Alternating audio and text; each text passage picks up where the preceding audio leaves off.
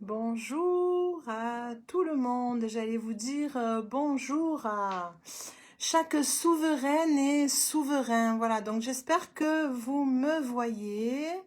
Alors j'ai décidé de faire un live là soudainement, quoi, en fait. Voilà, donc écoutez, je fais le live donc pour la nouvelle lune donc qui aura lieu donc demain. Donc en fait nous vivons les dernières heures du mois de janvier et déjà on sent les énergies.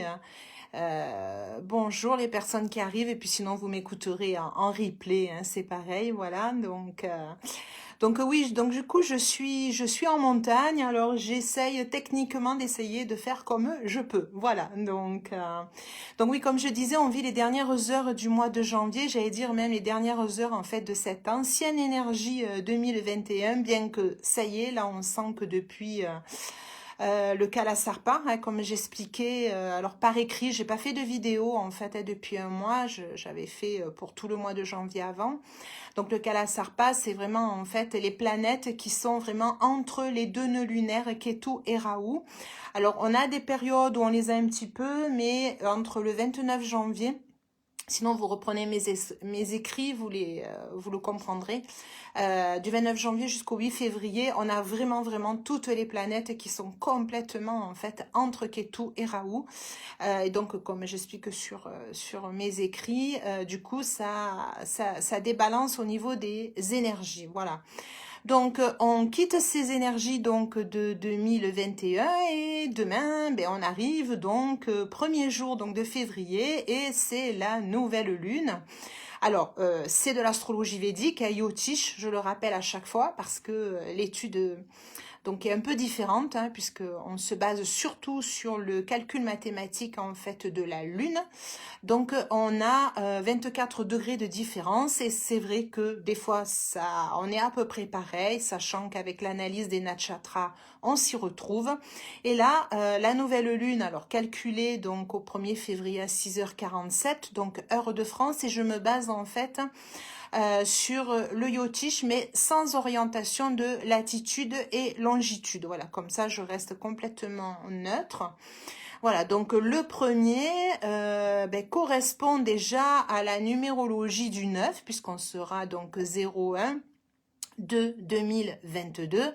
Alors sans rentrer dans le détail de la numérologie, cette nouvelle lune en fait signe vraiment la fin de quelque chose et le début d'autre chose.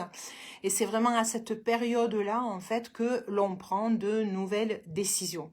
Alors, on va analyser donc le message de cette nouvelle lune, point de vue Yotish.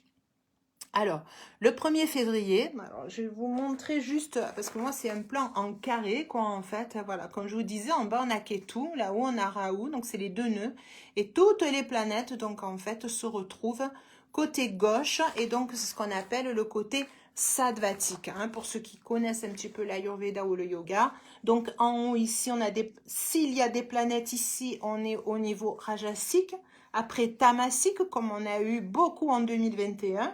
Et là, du coup, en 2022, là, ici, on a vraiment toutes les planètes, donc en sattvik. Voilà, donc du coup, on a pour cette nouvelle lune, donc lune et soleil, donc en Capricorne, accompagné toujours de Mercure qui est encore rétrograde, et Saturne, et donc c'est une nouvelle lune en ce qu'on appelle Nakshatra Shravana, hein, c'est la petite étoile, c'est les spécificités donc en Yotish, et on continue donc à faire les liens et dévoiler les vérités avec Shravana. Alors, on peut peut-être réfléchir sur les niveaux de conscience, hein, c'est-à-dire la conscience au-delà du jeu, hein, le soi-conscience. Et Mercure, en fait, est la conscience illuminée ou la conscience englobant toute chose. La Lune, c'est la conscience du jeu illusoire, celui de l'ego. Et le Soleil, c'est le soi-conscience qui est le plus élevé. Et Saturne est la conscience de la vie, de la mort et du mouvement perpétuel. Et il y a un auteur, donc astrologue védique, hein, donc avec des livres très très anciens. J'aime bien Pandit Vishwanath Shastri, excusez-moi pour la prononciation en sanskrit. Il nous dit à propos de Shravana, donc cette demeure, qui dit faire entendre. Elle a le pouvoir de faire entendre.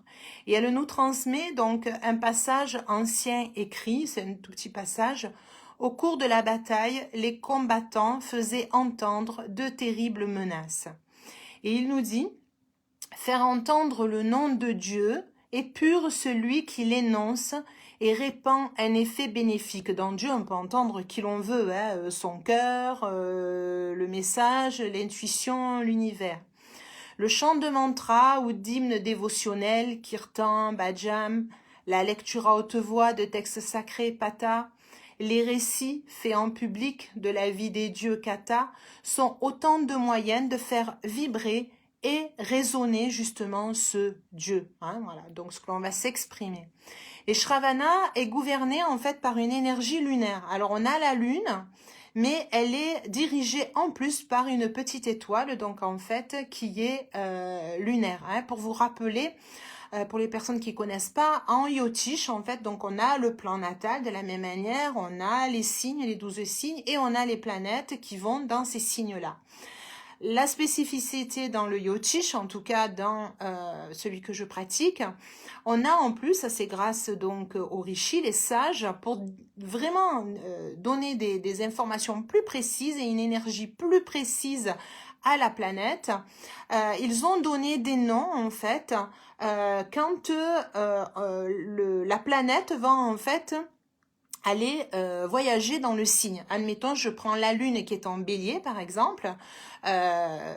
Beaucoup de personnes pourront avoir la lune en bélier. Mais dans ce signe-là, tous les 3 degrés 20, hein, c'est ce qu'on appelle une forme de pada, on va avoir ce qu'on appelle donc une petite étoile et qu'on appelle la nakshatra. Et donc c'est comme des personnes physiques avec leur qualité, leur énergie, et ça détermine précisément en fait l'énergie. Là par exemple on a pris l'exemple de la lune, l'énergie précise de la lune qui est par exemple en Ashwini, qui sera complètement différente d'une lune qui sera dans une autre nakshatra, quoi, en fait, ok. Et là, donc, du coup, on a Shravana, donc, la lune qui est en Capricorne, et donc, selon son degré, quoi, en fait, elle va avoir une énergie particulière, et cette énergie, elle est liée comme à l'énergie de la lune. Donc, du coup, on a une double énergie lunaire. Donc, quand on connaît la lune qui représente notre mental, nos émotions, le côté féminin, nos émotions, la maman, le côté créatif, le côté intuitif, voilà. Donc, du coup, c'est vraiment une nakshatra et donc, du coup, une nouvelle lune qui nous amène une énergie encore beaucoup plus lunaire parce qu'elle est liée en plus à une énergie donc lunaire. Et donc elle représente vraiment, et la lune représente en fait l'esprit éternellement donc irrésolu et sa divinité, parce que chaque nakshatra est lié à une divinité, hein, toujours comme c'est relié à l'Inde. Et là, elle est reliée à la divinité Vishnu. Et Vishnu est considéré comme l'un des dieux les plus importants donc des Védas. Hein. En fait, il forme avec Shiva et Brahma ce qu'on appelle la triade sainte, ce qu'on appelle la Trimurti. Et donc Vishnu signifie celui qui traverse les sommets. Et donc du coup, Vishnu, il va pousser ses disciples à escalader des pics dépassant leur capacité. Ce qui veut dire que l'énergie donc de cette nouvelle lune pousse quelque part à escalader des pics. Bon, c'est une métaphore, hein, dépassant leur capacité. C'est-à-dire qu'on est boosté par une énergie, j'allais dire surdimensionnée, quoi, en fait. Hein, voilà. Et comme c'est quand même une nouvelle lune, ne vous étonnez pas. Si vous êtes boosté d'une énergie forte, à pas dormir, à vouloir créer, à vouloir faire des liens, à vous faire entendre ou tout simplement entendre beaucoup, avoir beaucoup d'intuition. Voilà, donc c'est on a cette énergie qui est encore plus développée, ok. Shravana, elle aspire à ce qu'on appelle Artha, c'est-à-dire un des 4 buts de la vie. Dans les Védas, donc en fait, ils ont décrit 4 buts qui sont Dharma, Artha, Kama et Moksha. Ok.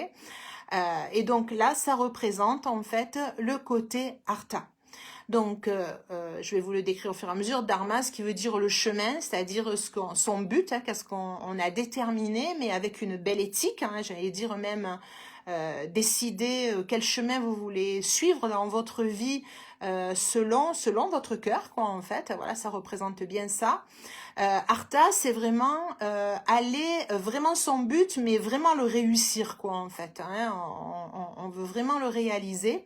Pas avec son ego, c'est que vraiment on veut le réaliser. Kama, ça va être avec le plaisir, mais c'est-à-dire qu'on veut aller au bout des choses parce que ça va peut-être aider des personnes, c'est toujours pas non plus éventuellement avec l'ego, mais c'est pour vraiment donner de bons résultats parce que ça va faire grandir hein, peut-être son niveau de conscience, le niveau de conscience au niveau collectif aussi, et le côté moksha, le moksha, donc on n'est pas tous des bouddhas, mais on a envie d'arriver à notre liberté, notre paix, hein, en fait, voilà. Donc ça, c'est 4 buts très intéressants, donc peut-être pas tout le monde vit les 4 buts au même degré, en tout cas, mais là, Shravana, donc du coup, lui, il est inspiré par le but de la vie qui est Artha. Donc, il veut réussir, quoi, en fait. Donc, du coup, il poursuit son but et se concentre sur la réussite. Et Shravana, donc en Capricorne, c'est un signe qui est gouverné par Saturne. Sacré Saturne, je vous promets là, c'est vraiment des années où on va comprendre qui est Saturne. Hein, voilà. Et donc Shravana, qui est Natchatra lunaire, donc du coup, on a cette combinaison de Saturne lunaire ensemble. Et donc on a une lune qui croît et décroît, donc qui est émotive, changeante, et Saturne qui est disciplinée, rigide et inflexible. Ok, donc c'est pas toujours évident de vivre cette nouvelle lune. Ça demande, oui, effectivement, beaucoup d'enthousiasme à l'intérieur, de confiance à l'intérieur de soi. Alors pour les personnes qui ont beaucoup travaillé leurs émotions, hein, moi je les invite depuis surtout 2 ans, hein, depuis que la période du Covid, c'est-à-dire mars 2020, je fais pas mal de live, je l'explique, je le répète, j'ai l'impression de me répéter et dire les mêmes mots, quoi, en fait, parce que ben, on a Saturne en Capricorne depuis et qui nous demande vraiment de trouver justement sa structure, son organisation, pour être précis, parce que Saturne nous fait travailler pour du long terme. C'est pas un petit feu de paille, quoi, en fait, voilà. Donc tout ce qui n'est pas réglé dans notre vie, tout ce qui ne correspond pas réellement à ce que l'on doit mettre en place de notre vie, hein, de ce que l'on veut réellement, Saturne, il nous oblige. Alors, moi je l'appelle le grand professeur, c'est-à-dire qu'il va pousser à être le plus précis, le mieux de ce que l'on peut donner, hein, parce que notre incarnation, on l'a choisi, et on doit faire un sacré boulot pour laisser notre empreinte, en tout cas, pour accompagner les autres personnes à continuer, quoi, en fait, hein, voilà. Mais on a avec cette lune qui est en Capricorne, hein, qui a beaucoup d'émotions en règle générale, donc la lune est là qui est doublement émotionnelle. C'est pas toujours facile quand on a l'impression en fait qu'on a toujours des défis, que c'est toujours bloqué, et que ça avance pas. On a envie, ça y est, allez hop, la liberté. Moi-même, hein, moi-même, et pourquoi je vais souvent d'ailleurs en montagne, pourquoi je vais dans la nature, parce que c'est ma seule ressource, j'allais dire, c'est mon presque ma seule hiérarchique que j'accepte, hein, voilà.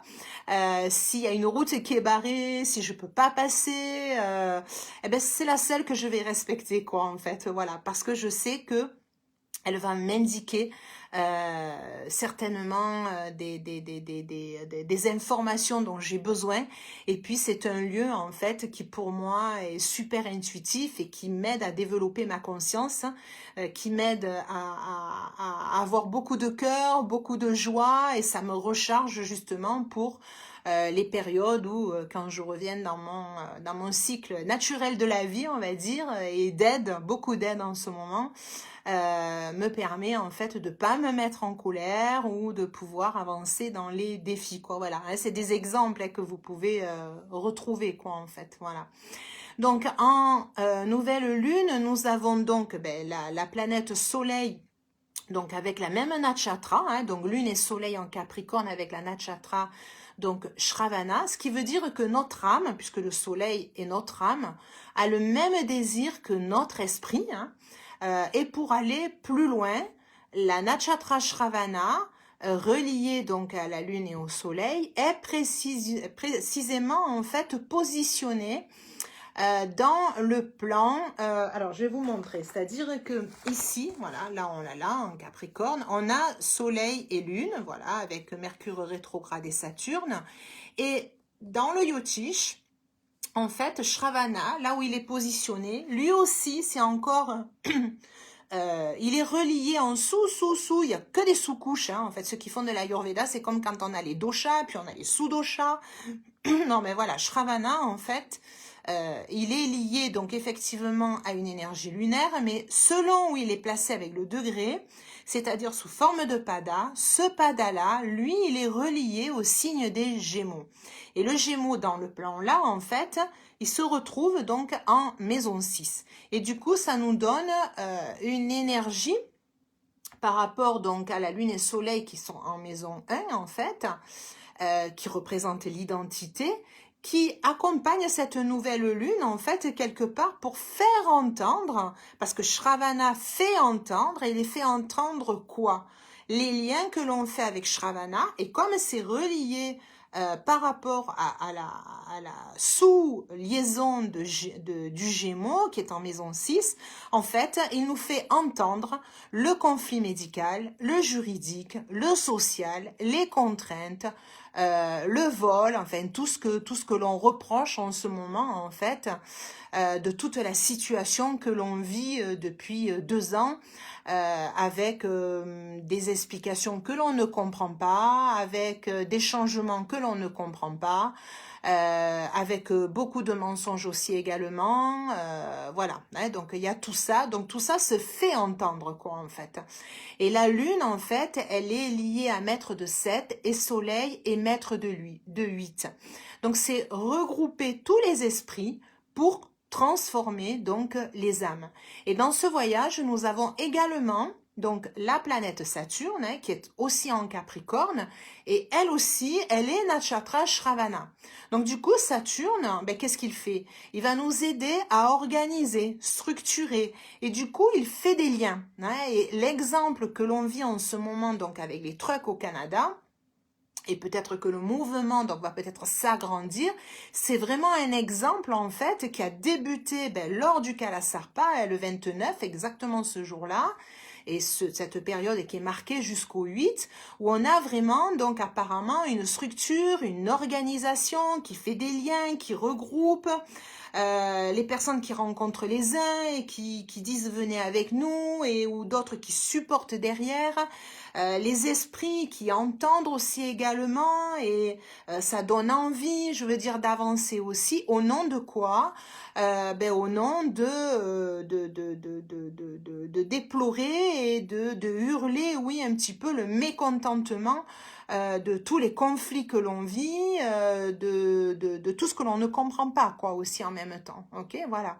Et n'oublions pas, on a Mercure qui est encore un peu rétrograde, donc du coup, c'est pas qu'il recule, mais il ne s'exprime peut-être pas comme il veut encore, hein, parce que c'est un début, hein, d'expression. Jusqu'à présent, il n'y en avait pas du tout.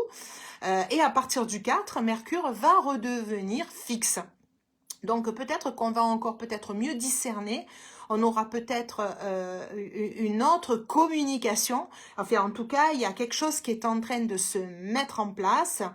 Alors après, pourquoi, comment, il y a déjà j'allais dire, cette réunification d'êtres humains, hein, aussi. Après, bon, on ne sait pas ce que ça donnera. On a Mars et Vénus en Sagittaire, et donc là, ça correspond en fait par rapport au positionnement, il se retrouve en maison 12. Du coup, Mars, il fait don de son énergie donc aux autres, hein, c'est-à-dire Mars, la guerrière, mais celui qui a la force de vie, le courage, et du coup, il va donner l'énergie, parce qu'on est en maison 12, donc c'est le don, hein, en fait, on n'est pas dans un côté égotique, pas du tout, on fait don de cette force-là pour les personnes qui n'en ont pas, hein, chacun avec sa possibilité là aussi, avec un engagement spirituel, et une Vénus aussi, donc, qui se retrouve donc en Sagittaire, qui est passionnée et distributrice, en fait, d'amour pour le monde, quoi, en fait, hein. On voit que ça commence cet amour à se distribuer. Donc, Mars, c'est la conscience de nos désirs et de notre capacité d'action. Et Vénus est la conscience d'amour et de relation au monde. Et du coup, il se retrouve donc en Sagittaire, qui est le signe de Jupiter, celui qui met en lumière là où on doit apporter un sens dans la vie. Et donc, la planète Jupiter elle-même, elle est en Verseau, qui est un signe de Saturne, aussi qui est dirigé par le signe de Saturne, et Jupiter étant la conscience de notre place et de notre rôle. Et dans ce plan, en fait, donc au 1er février, elle met en lumière l'initiative, le courage, l'aide à l'entourage proche, hein, avec le don de soi, la compassion, le pardon. Il y a vraiment un élan humanitaire. Regardez autour de vous, on a vraiment l'impression en fait que quand même, on a eu des périodes où on avait les personnes qui étaient pas tous du même avis. On a vraiment l'impression en fait que peu importe vacciné, non vacciné, on est pour, on est contre, enfin par rapport à tout ce qui se passe, on a envie quand même avec cet élan d'aider l'être humain parce qu'on ressent quand même qu'il y a quelque chose qui n'est plus humain, quoi. En fait, on est trop dans les statistiques, mais les statistiques qui n'ont plus de sens, et aussi en même temps. On comprend très bien qu'il y a autre chose que le côté sanitaire, quoi, en fait, hein, voilà. Et donc, du coup, on a envie d'aider l'autre, hein, parce que pas tout le monde se retrouve dans la même situation aussi, pas tout le monde a la même force, on a envie tous d'aller déplorer tout ce qui se passe, mais on n'a pas tous le même courage, hein. On a des gens qui sont malades, on a des gens qui ne peuvent pas sortir, on n'a pas tous cette même capacité-là, quoi, en fait. Et justement, être humain, c'est pouvoir s'entraider, hein. Il y a des personnes, au contraire, qui vont pouvoir rester chez eux, en tout cas obligés de rester chez eux, mais ils peuvent prier, je veux dire, et les égrégores de prière, de mettre beaucoup de cœur, d'accompagner les gens qui sont dans l'action, on va dire plus physiquement, quoi, en fait, il faut les porter aussi également, quoi, hein, voilà, donc tout est ok. Et on dit de Saturne, en premier, c'est accepter de subir un ordre établi et le service. Et comment organiser les choses pour obtenir la richesse en sattvique, donc pour redistribuer. Et on y est, là on a toutes les planètes, ce qu'on a vécu depuis 2 ans, où toutes les planètes, elles étaient plutôt côté rajasique, côté tamasique, et là maintenant on a toutes les planètes en sattvique. Donc on avait des contraintes fortes, on ne dit pas qu'on les a plus, on en a vraiment là, quoi, en fait.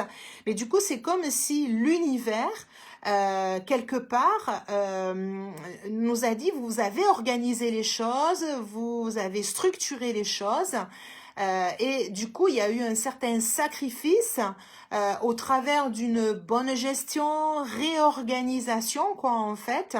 Et du coup, maintenant qu'on arrive plutôt dans une énergie qui est plus sattvique, quoi, en fait, ça va être une recherche d'équilibre. Donc du coup, Saturne, c'est l'acte juste, et Jupiter, c'est le respect des codes, le dharma juste, le chemin juste. Donc depuis 2 ans, c'était ça, c'était cet apprentissage-là, quoi, en fait. C'est d'aller comprendre l'acte juste et ensuite de respecter les codes. Et donc, du coup, maintenant, on relie nos actes avec notre dharma. Ça, c'est au niveau collectif, mais c'est pour notre chemin personnel. Parce que si on ne le fait pas personnellement, ça ne pourra pas marcher au niveau collectif. Les deux sont liés. Donc, toutes les planètes sont en sattvique. Et donc, c'est vraiment une recherche d'équilibre, d'harmonie, de pureté.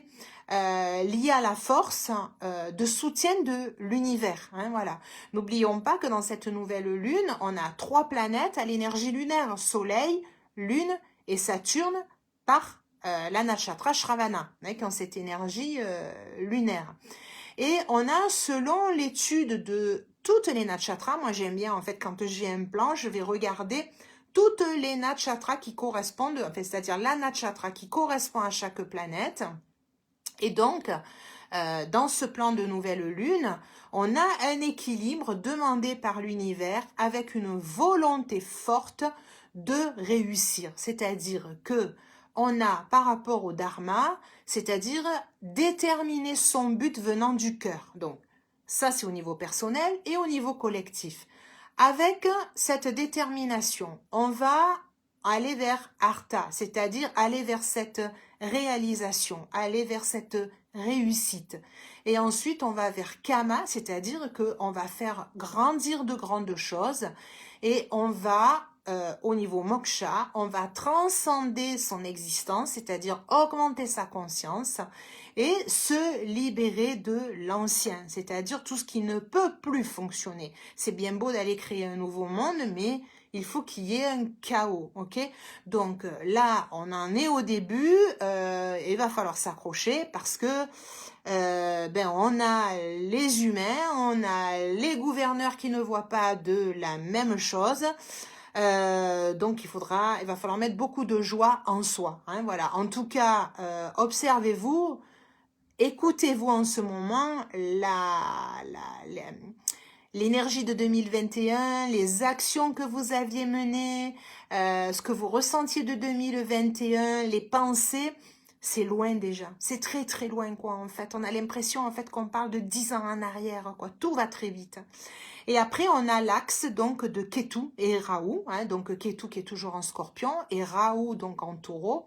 Et ça c'est la conscience de ce qui ne meurt pas et coule au travers de la vie. Donc on se détache et on grandit en soi. Donc Rahu il est en maison 5 et Ketu en maison 11. Donc c'est exprimer ce qui inspire et vivre sa créativité, c'est-à-dire se détacher de dépendre d'institutions, parce que tout est ancien, quoi. En fait, ça ne correspond plus. Et donc, ce sont de grandes énergies mentales qui sont créatrices. On a aussi des inquiétudes pour les enfants et de la difficulté aussi de se séparer des aînés ou des amis. Il faut pas être dictatorial, hein. Peut-être que on ressent une énergie donc nouvelle, on va de l'avant. Nos aînés ne pourront peut-être pas aller dans cette énergie-là, ils sont perdus. Les enfants, il va falloir les accompagner, mais eux, ils vont aller de l'avant, quoi, en fait. Hein, donc, il y aura pas de problème. C'est juste les protéger, hein, les protéger que pas n'importe qui fasse n'importe quoi avec, qu'on soit souverain, hein, voilà, en donnant des bonnes intentions, une belle santé, une belle joie, et qu'on fasse pas n'importe quoi avec eux, quoi, voilà.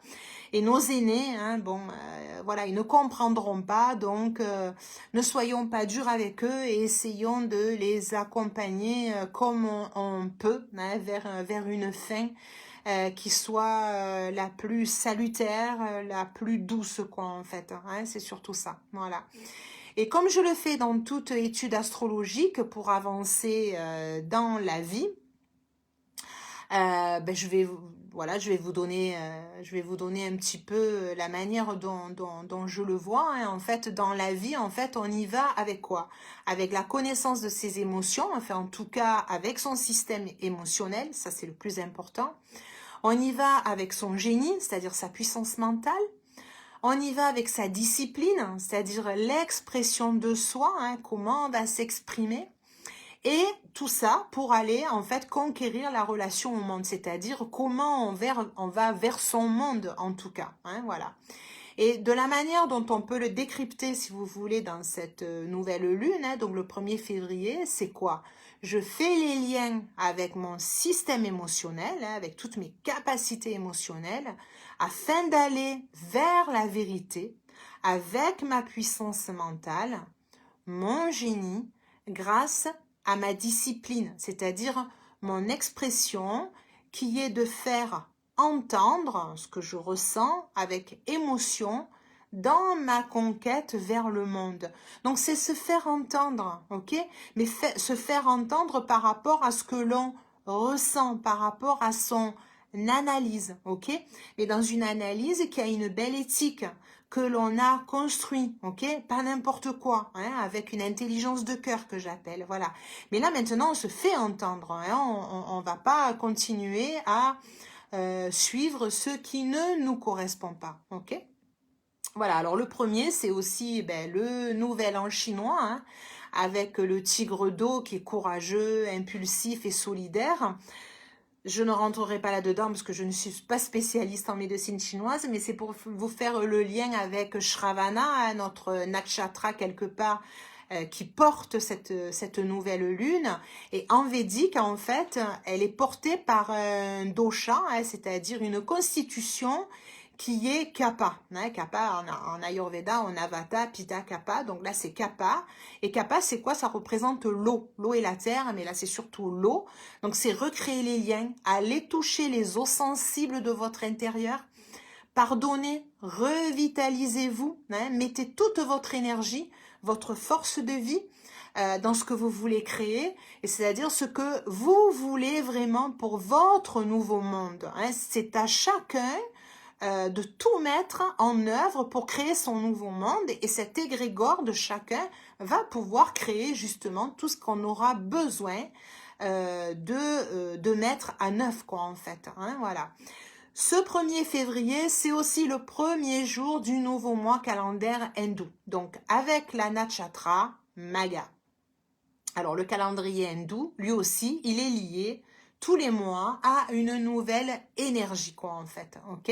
Cette énergie, c'est Magha. Et vous allez voir, tout est bien fait parce qu'en fait, Magha veut dire le bonheur, la science, la prospérité. Et le pouvoir de Magha, c'est de s'interroger sur son identité, son passé, ses traditions, apporter la puissance à travers une lignée glorieuse. Ok? C'est un mois très intuitif. On retrouve des talents des vies passées. On est capable de débuter ou terminer des actions. Un intellect qui est puissant. Une ambition, une inspiration à des succès qui sont illimités.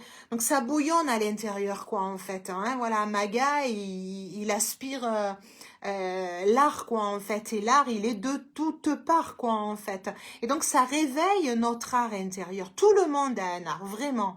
Et là, c'est comme si on allait chercher au fond de soi tout ce que l'on a de plus beau, quoi, en fait. Et du coup, on va le faire ressortir, ok? Et les divinités de Magha, hein, ça c'est relié par rapport aux divinités de la mythologie indienne, ce sont les Pitris. Les Pitris, c'est qui? C'est les pères de l'humanité qui ont pour mission de guider leurs enfants vers un mode de vie juste. Ok? Donc cette nouvelle énergie, en fait, elle a le grand pouvoir de guider même à travers les périodes les plus difficiles de la vie.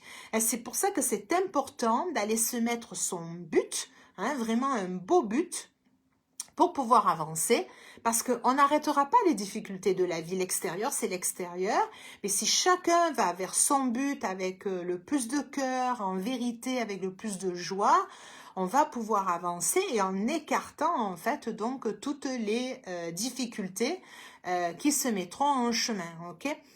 Voilà, bon, mais vous êtes bien reposés, j'espère, hein, parce que ça va booster en février. Hein, voilà. Alors, mercredi, on sera le 2 février. Je fais un petit pont parce qu'on quitte donc avec cette numérologie donc du 9, le premier. Et mercredi, ça y est, on aura passé la nouvelle lune et on sera réellement dans cette nouvelle énergie. Et moi, je dis que ça signe vraiment l'énergie de 2022. Et donc, mercredi, on sera le 2 de 2022. Ce qui veut dire que ça fera un total de 10. Et même si lors du calcul en numérologie, on n'a que 9 chemins, certains chiffres, dont le 10 en fait, avant la réduction qui donne 1, portent un sens supplémentaire. Donc le 10, il est confiant, il est indépendant, il est optimiste, il est déterminé et plein d'énergie. Alors, il aime le changement et c'est un initiateur. Donc, comme le 1, le 10 est autodéterminé. Il sait mettre sa force au service de lui-même.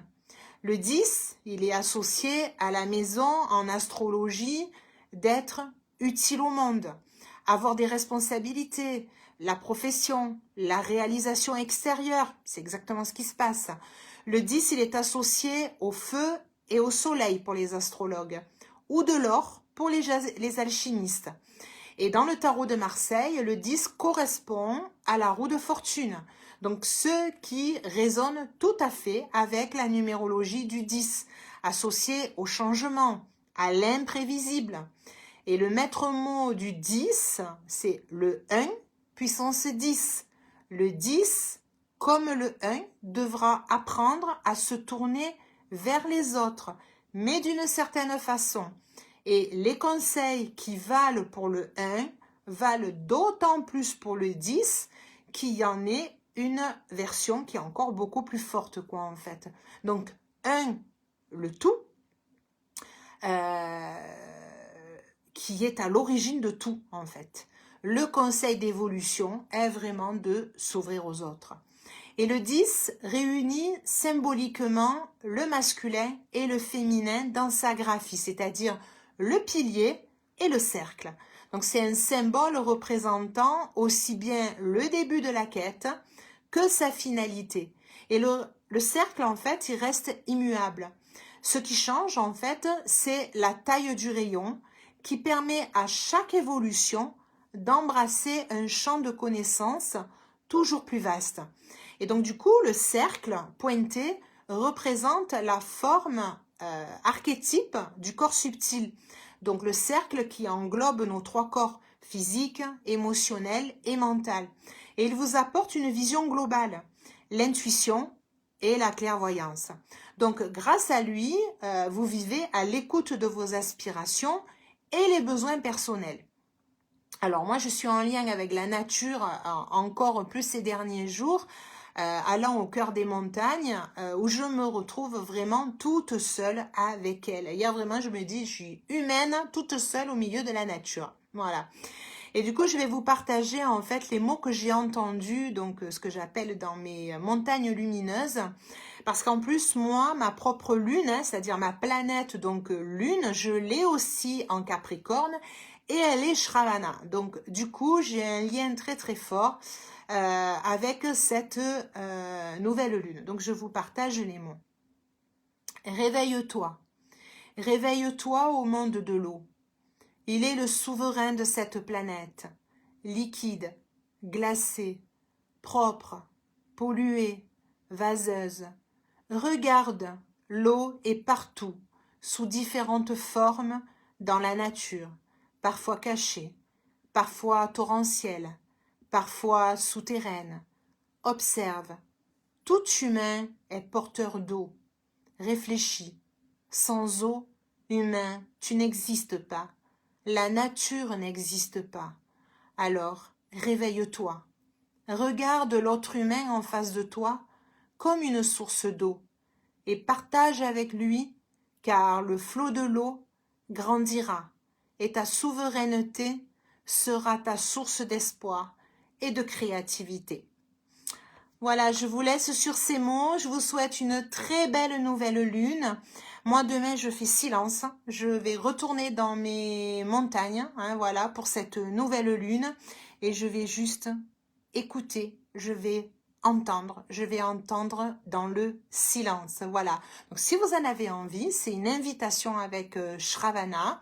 Et puis, on se retrouve après, dans le mois de février pour partager à nouveau. Voilà. Je vous souhaite une très belle soirée. À tout bientôt.